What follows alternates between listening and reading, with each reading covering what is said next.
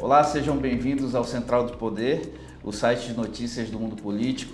Eu sou Marcelo de Paula e hoje nós estamos recebendo a doutora Carol Braz, ela que é pré-candidata ao governo do estado do Amazonas, pelo PDT. Seja bem-vindo, doutora. Obrigada, Marcelo. Obrigada pela oportunidade de estar aqui. Obrigada a todos vocês que estão nos acompanhando.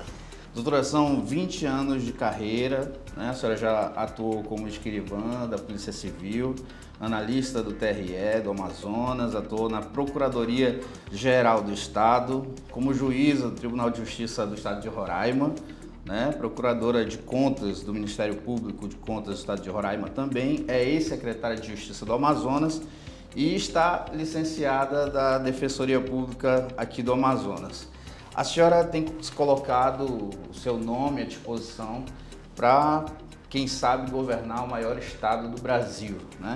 Como é que a senhora vê isso, o que foi determinante para a senhora decidir se tornar, quem sabe, a primeira governadora do Amazonas? Bom, Marcelo, esses cargos, né, eu passei em alguns concursos, nesses concursos, mas exerci efetivamente a carreira policial quando eu comecei. Depois assumi o Tribunal de Justiça como juíza em Roraima e voltei para Manaus, voltei para minha terra, sou amazonense e essa experiência foi muito positiva, tanto na carreira policial como dentro do Poder Judiciário e principalmente dentro da Secretaria de Justiça, onde a gente consegue ter uma visão do todo do nosso estado. Desde a justiça, aos problemas sociais e às questões econômicas que afetam tanto a nossa população. Então, essa experiência é aquilo que realmente traz com que a gente mostre um conhecimento técnico, mas eu digo que o principal de tudo isso, Marcelo, é a vontade de fazer. A vontade, mesma vontade que eu tive quando deixei de ser juíza para ser defensora pública, para defender quem mais precisa, defender essa população tão esquecida, é essa mesma vontade que hoje eu me coloco à disposição das pessoas, para que a gente tenha uma opção para o governo, para que as pessoas saibam que não é necessário continuar numa política onde só existe uma troca de cadeiras. É possível sim termos uma opção com alguém que vem da justiça, que tem qualificação e que, acima de tudo, tem essa vontade de fazer. E a sua candidatura serve também para o fortalecimento do posicionamento feminino em todas as áreas, né? Como a senhora avalia essa questão? Eu fico muito feliz de perceber aí todo o apoio do partido para incentivar candidaturas femininas e eu sou uma defensora da participação da mulher em todos os lugares. Quando a mulher quer ser dona de casa, ela vai ser dona de casa. Minha mãe foi dona de casa, cuidou da gente até eu entrar na faculdade, e quando as filhas entraram na faculdade, ela disse, agora eu vou fazer minha faculdade. Mas nós também temos mulheres que querem desde cedo ter a sua independência, a sua autonomia. Então eu defendo que essa mulher possa fazer aquilo que ela quiser. Se ela quiser ser dona de casa, se ela quiser ser engenheira, médica, defensora, promotora, juíza ou governadora. Tá certo. A sua conquista do Prêmio Inovare foi muito positiva aqui para o estado do Amazonas. Queria que a senhora comentasse com o projeto Órfãos do Feminicídio, não foi isso? Nossa, Marcelo, esse prêmio foi muito importante.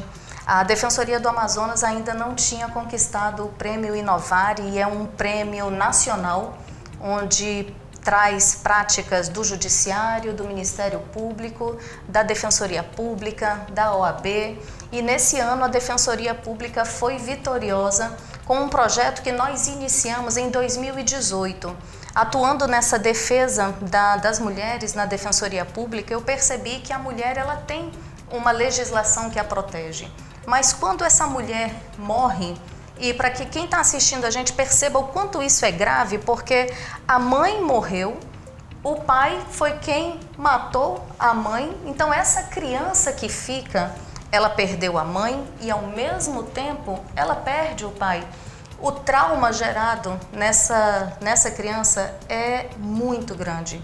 Então nós decidimos fazer um projeto multidisciplinar onde temos a defensora trabalhando a parte jurídica e eu sempre valorizo muito o trabalho psicossocial. Assistente social e psicóloga fazendo as visitas nessas casas, cuidando e tratando do psicológico dessas crianças. Então foi um primeiro projeto pioneiro, passou inclusive no Fantástico, né? Essa prática do Amazonas. É muito gratificante saber que a partir deste prêmio, esses órfãos que estavam invisíveis em todo o nosso país passam a ter um olhar diferenciado. Então o prêmio foi muito importante para tirar essas crianças da invisibilidade. E agora nós inclusive demos entrada na Assembleia Legislativa com um pedido de auxílio financeiro para essas famílias, porque as avós em sua maioria viviam de um benefício, viviam já com dificuldade e precisaram assumir o cuidado dos filhos. E dos netos, né? E para cuidar desses netos, então, nós fizemos esse pedido, é um pedido que está tramitando na Assembleia Legislativa, já passou pela Comissão da Mulher, já foi feita a proposta, o encaminhamento para o Executivo, então nós estamos aqui na torcida para que o mais rápido possível essas famílias tenham esse suporte financeiro, para que essas avós, para que esses parentes tenham condição financeira de cuidar melhor dessas crianças. A senhora é manauara, né? E tem origem em um bairro muito tradicional, que é o bairro da Raiz, né? Aqui em Manaus. E a senhora sempre esteve muito próxima, pelo que nós temos pesquisado a seu respeito, da população carente, até por conta da sua atuação na defensoria, né? Economicamente falando, assim, qual é a sua visão a respeito das várias realidades que nós temos aqui dentro da mesma Manaus, né? Como é que a senhora vê essa diferença da qualidade de vida das pessoas? A desigualdade social aqui no nosso estado é gritante. Se a gente observar, o Amazonas é o maior PIB da região norte e nordeste. Entretanto, é o segundo pior estado na questão da igualdade social. É o segundo mais desigual. A gente só perde para o Maranhão. Então nós temos uma economia pujante, temos um estado rico e um povo pobre, um povo que vem sofrendo. E esse sofrimento, ele é decorrente das políticas públicas, é decorrente da atividade política que não está conseguindo levar o dinheiro do estado para atender os serviços que são prestados para a população. Hoje nós temos uma população que tem uma educação precária, uma saúde que a gente viu, a situação da saúde, e que é algo que não aconteceu do dia para a noite. O nosso estado vem sendo saqueado há diversos governos, então são inúmeras situações que tornam essa desigualdade tão gritante. E quando a gente faz uma comparação, Marcelo, da situação econômica da capital e do interior, é algo mais chocante ainda. Então, houve tentativas de desenvolver o terceiro ciclo, Zona Franca Verde, mas a gente não viu nada disso avançar. O povo do interior continua sofrendo. Na capital, as pessoas estão passando fome. Essa é a realidade. Hoje, as famílias precisam decidir se elas vão pagar a conta de luz ou se elas vão colocar comida na mesa de casa. É algo realmente entristecedor. E para o povo isso é revoltante. Então, para todos nós que estamos vendo essa situação, nós não podemos nos calar, não podemos achar que é normal que a gente tenha o nosso trabalho, que a gente tenha uma situação estabilizada e o nosso vizinho sofrendo sem ter o que comer. Então, isso me motiva, Marcelo, isso realmente é algo que, quando eu fiz direito, eu queria fazer justiça. E hoje eu vejo que a justiça não é só uma justiça no sentido de um processo judicial, de um papel. A justiça é você trazer essa população para ter oportunidades. Eu tive a chance de estudar. Deus me deu essas oportunidades. A minha família não era rica, mas conseguiu fazer o quê? Carol, você vai estudar. E essa chance que eu tive, quantas famílias amazonenses hoje não têm? Quantos pais queriam dar ao seu filho uma esperança de melhorar de vida? E eu defendo que a única forma da gente melhorar a vida das pessoas é dando a elas oportunidade. E a maior oportunidade é você poder estudar. Porque quando você estudar, você vai conseguir se colocar no mercado de trabalho, você vai conseguir enxergar muitas vezes as maldades políticas que são feitas. Hoje a gente percebe que existe, inclusive, situações em que parece que a desinformação ela é vantajosa para algumas pessoas, porque as pessoas não querem que a população mais carente saiba que está sendo roubada, que o nosso Estado está sendo saqueado. Então, a educação vai mudar, inclusive, essa cultura política de que nós temos que ter políticos que prestem contas para a sociedade, que trabalhem pela sociedade, e não políticos que hoje a gente vê que estão trabalhando para enriquecer o próprio bolso. Em relação à Zona Franca de Manaus, né? Nosso estado praticamente depende da roda girando no polo industrial. Qual é a alternativa que a senhora vislumbra em relação a isso? A Zona Franca precisa ser fortalecida e nós precisamos de caminhos alternativos. O Amazonas, ele é o foco do mundo. Todos querem conhecer a Amazônia. E por que não tornar o Amazonas essa referência para o mundo e para o Brasil? Nós temos aqui um turismo que precisa ser explorado. Então, a partir do momento em que nós temos essa matriz econômica da Zona Franca, vamos ampliar para incentivar o turismo na nossa cidade, o turismo no interior. São Gabriel da Cachoeira é um local lindo, nós temos Barcelos, nós temos belezas naturais que precisam ser divulgadas e conhecidas. E a partir do momento que você coloca a própria população local para fazer uma faculdade de turismo, um curso de hotelaria, você leva a educação, você qualifica essa mão de obra local, impede que essa população venha para a cidade, onde muitas vezes não consegue encontrar oportunidades, e a gente desenvolve uma economia local. Então nós temos a bioeconomia, nossa biodiversidade. Já chega de nós exportarmos matéria-prima e estarmos comprando cremes, produtos industrializados extremamente caros, e esse recurso não está ficando aqui no estado. Nós temos que desenvolver uma economia onde nós vamos beneficiar os produtos da Amazônia, ter a marca da Amazônia, um selo da Amazônia, onde esses produtos vão ser vendidos e comercializados a um preço que vai trazer condição para esses produtores. Então, é possível sim trabalhar o turismo, trabalhar o desenvolvimento econômico dos municípios de acordo com a potencialidade de cada município. A gente não precisa inventar a roda e precisa só fazer o quê?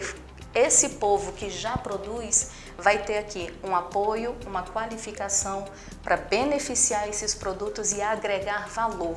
Não para a gente estar vendendo tudo barato e comprando depois esse produto beneficiado em outros estados. E isso é o que nós vamos fazer, para que esse povo tenha orgulho de permanecer no seu município, orgulho de ser da Amazônia. Nós estamos preservando a floresta, sim, mas também precisamos ter um resultado disso. Avançar, desenvolver e sobreviver com dignidade dentro da nossa floresta. Nós somos geograficamente isolados, né? Temos aí a BR-319 que já existe, só falta ser recuperada. De que forma a senhora colaboraria nesse processo da BR-319? A gente percebe uma falta de interlocução do governo do estado com o governo federal. É preciso ter seriedade e ter realmente fazer com que o processo da consulta popular, com que os órgãos de controle ambiental, com que todos sentem à mesa para definir. Precisamos que a estrada realmente aconteça e o governo do estado mostrar eficientemente, porque parece que até hoje não conseguimos convencer um governo federal de que o Amazonas precisa ser interligado com o resto do país. Qual é o problema do Amazonas que uma BR não consegue ser construída? Então, eu vejo nisso a falta de habilidade do governo do estado de articular junto ao governo federal e de mostrar para o governo federal a importância dessa estrada para o povo amazonense. A segurança pública é tema em todos os debates, em todas as rodas de conversa, e a gente só vê a escalada dessa insegurança, né? Qual é a sua opinião e o seu plano de governo contempla algum projeto importante no sentido da segurança pública? Marcelo, a gente percebe que eu fui policial em 2001. As delegacias daquela época pouco avançaram. O número de policiais também, se você fizer um estudo, naquele momento onde teve um concurso, a gente tinha vagas preenchidas e hoje cada um passou em outro lugar, foi para a sua cidade. Então, a estrutura da segurança pública, ela definhou. Ela não cresceu na mesma proporção que hoje a criminalidade cresceu. Então, a segurança pública estagnou e a criminalidade avançou. Nós precisamos fazer o quê? Retomar o orgulho dos nossos policiais. Eles precisam ter estrutura, eles precisam ter delegacias, equipamentos, viaturas e inteligência. Não dá para fazer uma polícia para combater a criminalidade se essa polícia está trabalhando sem ter as ferramentas para garantir a inteligência nesse trabalho. E infelizmente eu não posso deixar de mencionar um fato. Hoje nós vivemos essa insegurança. Hoje as mães têm medo do seu filho que está voltando da escola. Você tem medo de pegar um ônibus porque sabe que está correndo risco de ser assaltada dentro do ônibus. E aí quando a gente percebe, o secretário de inteligência foi preso. E preso sob acusações de que estava utilizando ali a inteligência do Estado para benefício próprio. Então, se nós temos um secretário de inteligência preso, imagina como funciona, como fica a estrutura da polícia com total insegurança de trabalhar. Isso é algo que precisa mudar imediatamente. Então, nós temos profissionais extremamente capacitados, delegados muito competentes, escrivães, investigadores, policiais militares prontos para defender a nossa população, mas a gente precisa resgatar nessa tropa, resgatar na polícia realmente o comando, de que o Estado está sob o comando de uma pessoa séria, de uma pessoa que não vai utilizar a máquina para que a inteligência seja utilizada para o crime. A inteligência da polícia tem que ser utilizada para proteger e defender o cidadão. Então isso nós vamos fazer, e eu, como já fui policial, eu tenho muitos amigos policiais, sei como a polícia pensa e o que a polícia realmente precisa para se sentir motivada e colocar realmente o nosso estado numa situação de segurança, porque hoje o que nós estamos vivendo é total insegurança, é tiroteio na frente da porta do fórum. É algo inimaginável e que precisa mudar urgente, mas precisa ser dado um basta, Marcelo, urgente. Se a situação continuar do jeito que está, a gente não sabe onde a gente vai parar.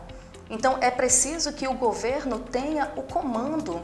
Hoje a gente vive numa situação em que não há uma linha de pensamento, um projeto de desenvolvimento para o Estado em todos os setores. O setor econômico, o setor da educação, o setor do desenvolvimento e fomento ao trabalho. A gente vive hoje um Estado sem comando, um Estado que a gente chama de acéfalo. Não tem realmente uma linha, um projeto de onde estamos e aonde vamos chegar.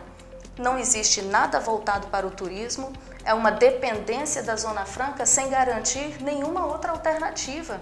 Então isso realmente não pode continuar desse jeito, precisa acabar, e é isso que a população realmente vai ter a chance de decidir nas próximas eleições.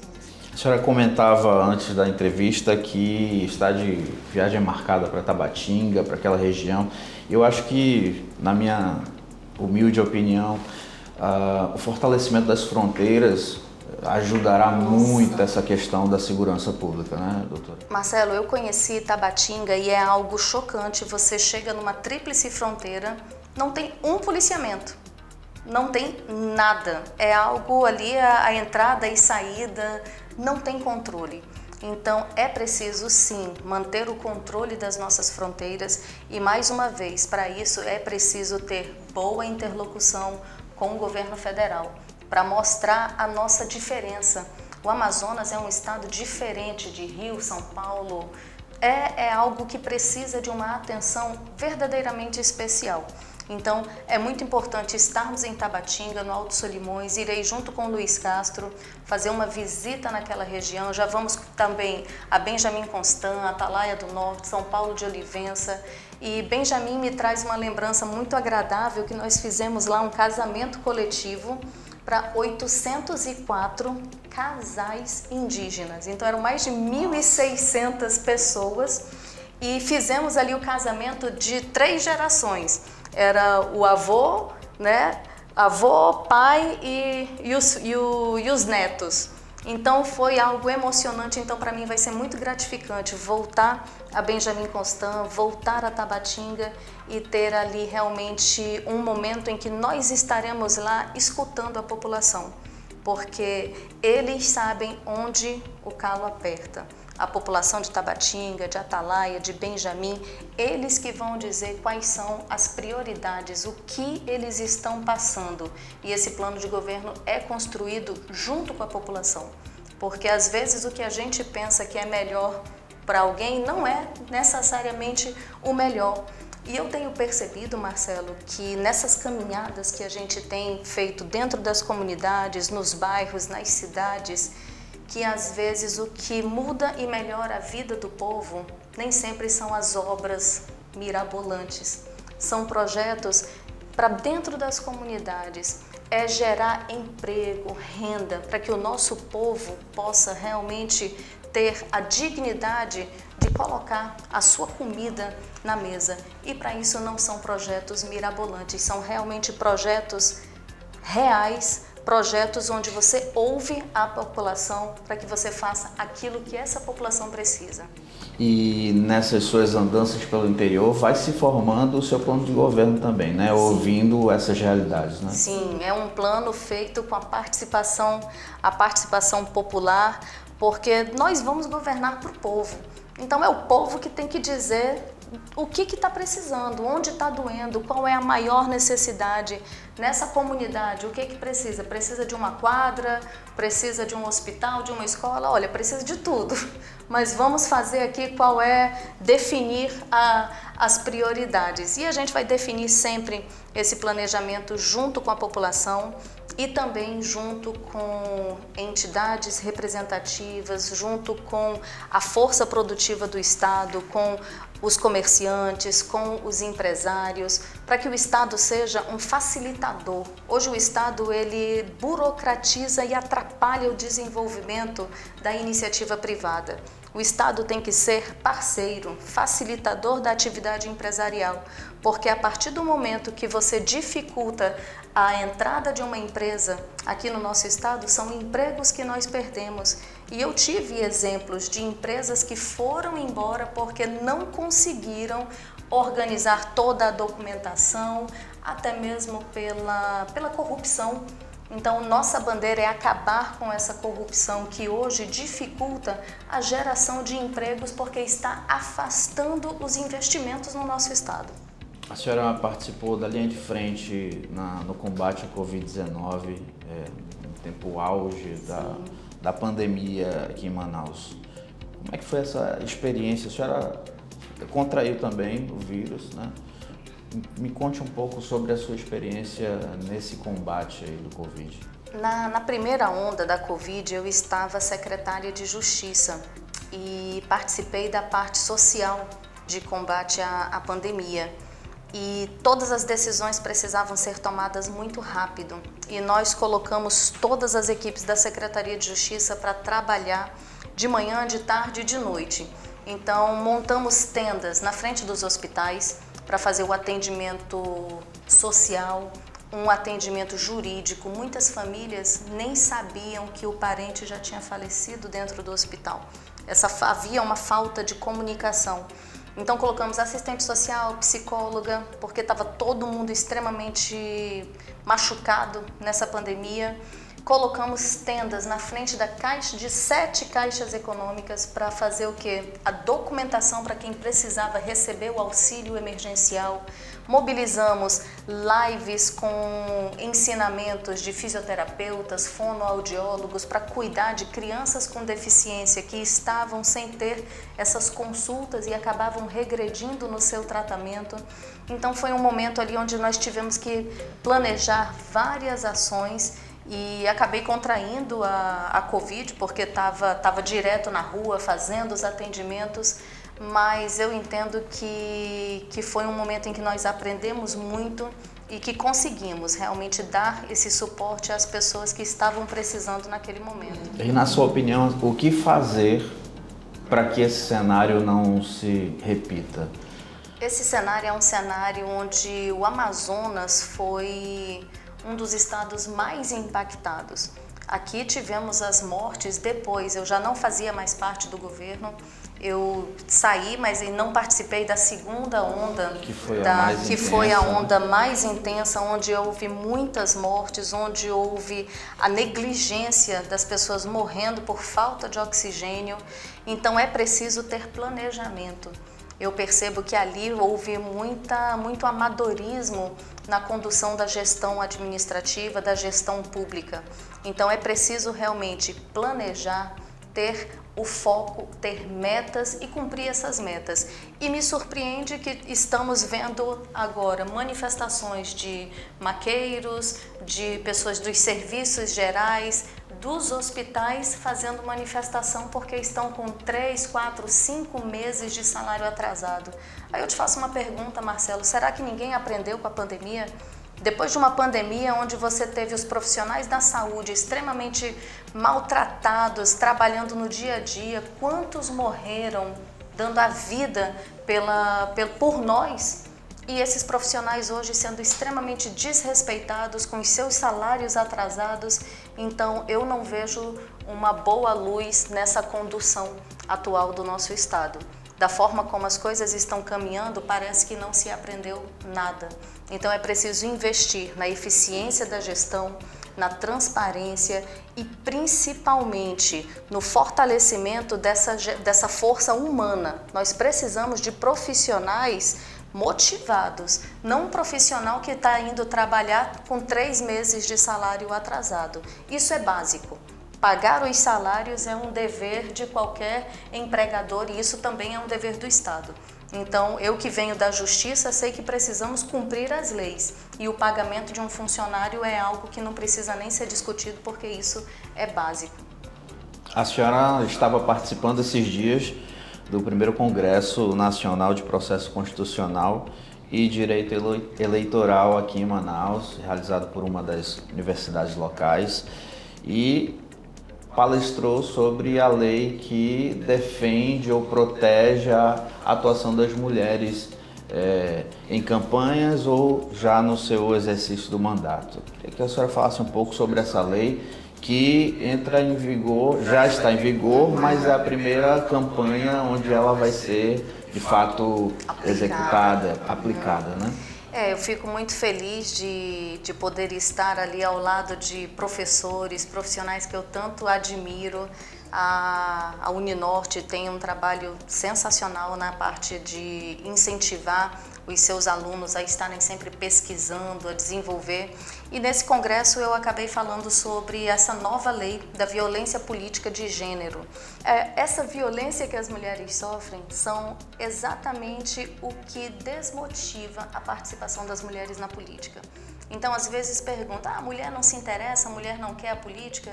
Quando você vê a forma como essas mulheres são tratadas no plenário, as manifestações das mulheres, as constantes interrupções, e essa lei também traz a questão da garantia da participação efetiva das mulheres nos debates políticos, a garantia de que o fundo eleitoral vai ser repartido e que no mínimo 30% será destinado às mulheres. Então realmente a gente vê um empenho do legislador em garantir a maior participação das mulheres na política.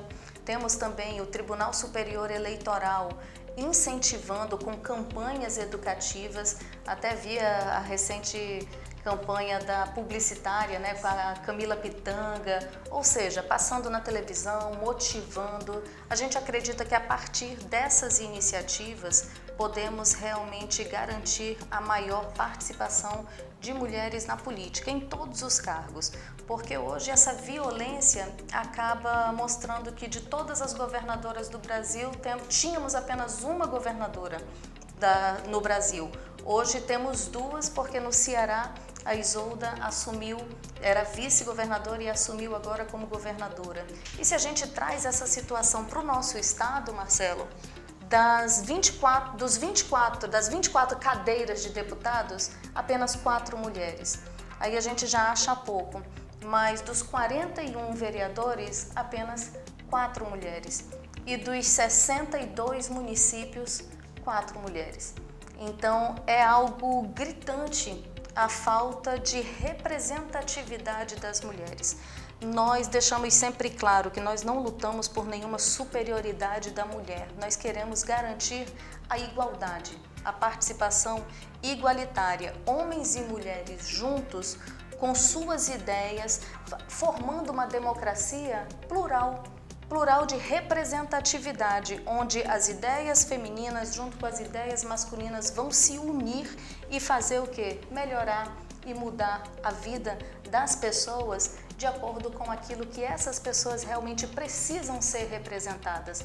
Então, hoje, a representatividade feminina é muito baixa e nós lutamos para realmente vencer esse grande desafio de termos mulheres em todos os lugares, em mandatos eletivos, dentro de secretarias, ministérios, em todos os lugares, para que as mulheres possam trazer também a sua opinião e participar da formação das decisões no nosso país. A senhora é do partido do ex-ministro Ciro Gomes e ele já esteve aqui em Manaus em março, né? A senhora recebeu. Como é que qual é a expectativa que a senhora tem para essa candidatura do Ciro aqui no Amazonas? O que vocês têm pensado a respeito disso? A gente tem uma boa expectativa de crescimento do Ciro aqui no Amazonas, porque o Ciro ele traz um plano nacional de desenvolvimento muito bem delimitado. E nós queremos também aqui, assim como em âmbito federal, Ciro traz uma campanha propositiva, mostrando como ele vai solucionar os problemas da economia do Brasil. Queremos também focar em uma campanha de propostas, mostrando como nós vamos fazer para melhorar a vida das pessoas. Então, acredito que dentro das propostas, o plano que o Ciro traz é um plano bem consistente, é um plano que realmente precisa ser conhecido por parte da população. Então, eu convido todos a pesquisarem, a assistirem às entrevistas e realmente a olharem todos os candidatos, porque ali a gente tem um candidato realmente muito preparado, um candidato que tem 40 anos de vida pública e que é uma vida limpa, uma vida realmente onde o estado do Ceará hoje tem uma educação fantástica. Eu digo, eu quero para o Amazonas essa educação. Neste ano, dos 150 aprovados para o ITA, o Instituto Tecnológico da Aeronáutica, 61 eram cearenses. E o segundo colocado veio São Paulo com 50 e o Amazonas, 1 aprovado. Então, nós precisamos também mostrar que o Amazonas também pode ser uma referência em educação. Então, temos aí realmente uma excelente expectativa do crescimento do Ciro Gomes a partir do momento que as pessoas pararem para olhar o seu projeto, o projeto nacional de desenvolvimento para o nosso país. Eu quero lhe propor agora um ping-pong. Bora lá. Para que as pessoas que estão nos assistindo conheçam um pouquinho mais da pessoa Carol Braz, né? Uma pessoa de referência, de vida. Assim. Minha mãe. Por quê? Minha mãe foi dona de casa e decidiu fazer faculdade depois dos 40. Decidiu estudar para um concurso depois dos 50. Então ela é a minha referência de que não existem barreiras, de que você quando quer, você enfrenta as dificuldades e vence. Ela, depois dos 50, se tornou concursada, então a dedicação, a garra, a determinação da minha mãe é o meu incentivo, ela é realmente a minha inspiração. E uma referência na política? Na política, Leonel Brizola, que foi o criador dos CIEPs, defendeu a educação em tempo integral, e eu sou fruto da educação. Então eu sou admiradora de quem trabalha e fortalece a educação. Então quero também que aqui no Amazonas a gente tenha essa educação como prioridade total. Na sua caminhada, a senhora tem algum arrependimento? Arrependimento? Olha, eu acho que eu não mudaria nada não. Vou com coragem, às vezes tem coisas que não dão certo, mas precisava ser assim. Acho que a gente tem que se arrepender se a gente não fizer. Mas quando a gente vai e faz, e eu sou muito de meter a cara, eu vou e faço. Então, do que a gente fez, por mais que às vezes não tenha dado certo, mas a gente tem que assumir as consequências. E dessas suas conquistas, em algo que assim você fala, eu tenho orgulho disso? Eu tenho orgulho do Prêmio Inovare, de saber que crianças que estavam totalmente abandonadas, crianças que não tinham, crianças que perderam dói perder a mãe. Imagina você perder a mãe porque sabe, e muitas presenciaram o próprio pai matar a mãe. Então saber que a partir desse projeto o resto do Brasil também vai cuidar dessas crianças, para mim é uma felicidade, um orgulho muito grande. Um sonho já alcançado? O sonho era ser mãe e hoje eu tenho dois pequerruchos. E um sonho a ser conquistado? A ser conquistado? Cuidar do nosso povo, ser governadora desse estado. Um lugar em Manaus? Em Manaus? Eu gosto da Ponta Negra, gosto ali de passear no teatro, mas eu acho que o melhor lugar em Manaus é a minha casa, porque ali é o local que quando a gente chega, porque a gente pode viajar, passear, trabalhar, mas o melhor lugar é a casa da gente. Muito bem. E um lugar no Amazonas que a senhora possa destacar? No Amazonas eu sou encantada com as cachoeiras de São Gabriel. Acho que São Gabriel da Cachoeira é um local que todo amazonense precisava conhecer. Um prato amazonense? Prato amazonense? Eu amo tambaqui. Tambaqui com a farinha ovinha. Um tambaquizinho com um vinagretezinho, maravilhoso. Perfeito. O time do coração, a senhora tem? Olha, o time do coração é a seleção, mas como meus filhos podem assistir essa nossa conversa, eu preciso dizer que o time do coração é o Flamengo, porque eu tenho 2 flamenguistas doentes em casa. E o time amazonense que a senhora acompanha? Olha, eu gosto muito do Nacional. Eu acho que por influência do juiz, que foi meu primeiro juiz, e que é fã, é fissurado, Luiz Cláudio, fissurado no Nacional. Então eu sempre via o carro dele, ele é um defensor ferrenho. Olha, esse ano eu tenho muitos conhecidos que estão com mais expectativa nas eleições do que na Copa do Mundo, mas eu queria lhe perguntar qual a sua expectativa para essa Copa desse ano, como é que vai o Brasil? Gente, ano de Copa é ano de felicidade, né? O brasileiro não tem como não... E eu digo, o meu time do coração é a seleção brasileira, porque eu não costumo acompanhar os jogos dos campeonatos, mas quando é jogo do Brasil a gente não pode perder. Para tudo, né? Para tudo, e aí a gente bota a nossa canarinho e torce pelo nosso país, pelo nosso Brasil.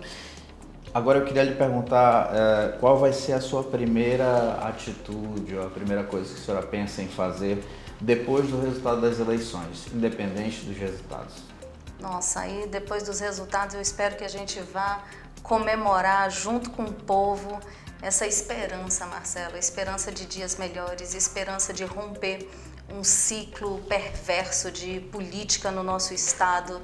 Então acredito que em seguida, acabando ali a apuração, a gente vai realmente trazer muita responsabilidade, porque cuidar do nosso estado é algo que precisa ter muito amor, muita doação, e eu deixo toda a minha vida jurídica, que é uma vida já onde eu tenho uma zona de conforto, para me doar realmente pelo nosso estado, pelo nosso povo, e precisamos comemorar todas as pequenas e grandes conquistas. Então precisamos comemorar junto com o povo, porque será um governo onde estaremos juntos. Esse Amazonas dos nossos sonhos, o Amazonas que nós queremos, não é um Amazonas que vai ser feito pela Carol, é um Amazonas que vai ser feito pela Carol junto com o povo amazonense. Eu queria que a senhora deixasse aí uma mensagem para todo mundo que acompanha o Central do Poder, se a senhora puder falar diretamente ao seu público. Olha, eu deixo uma mensagem, como aqui a gente está falando de política, eu quero te dizer que eu também não gostava de política e entendo muita gente que pode não gostar. mas nós vimos, principalmente nessa pandemia, que a nossa escolha política pode definir, inclusive, quem vive e quem morre. Pode definir se é um parente nosso, se nós mesmos vamos ter acesso a serviços de qualidade. Então, é hora sim de nós pararmos para pensar na política. E eu peço para que você acompanhe o nosso trabalho, mande suas sugestões, acompanhe a nossa rede social e que realmente possamos construir juntos esse projeto do Amazonas que nós queremos, e estamos aqui realmente para fazer aquilo que vai melhorar a nossa vida.